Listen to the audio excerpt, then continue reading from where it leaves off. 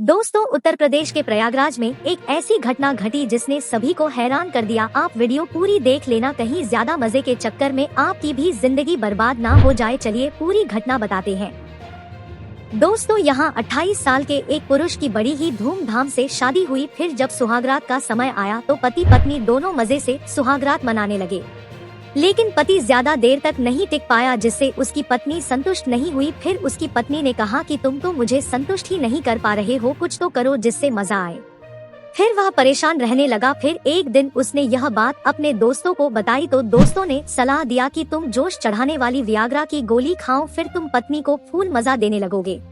फिर उसने वियाग्रा खाना शुरू कर दिया। इसके बाद भी जब भी वह पत्नी के साथ संबंध बनाता उसे संतुष्ट नहीं कर पाता। पत्नी कहती तुम मुझे ठीक से संतुष्ट नहीं कर पाते। वह फिर परेशान रहने लगा।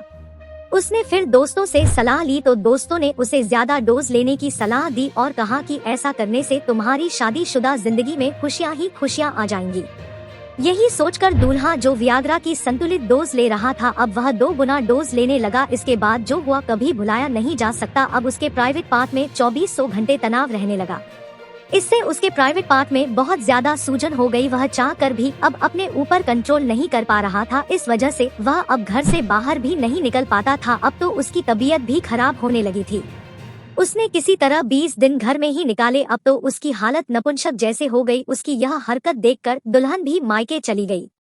इस बात की जानकारी होने पर लड़के को अस्पताल में भर्ती कराया गया। अस्पताल में युवक का दुर्लभ ऑपरेशन हुआ। डॉक्टर की टीम ने लगभग 2.5 घंटे तक ऑपरेशन की।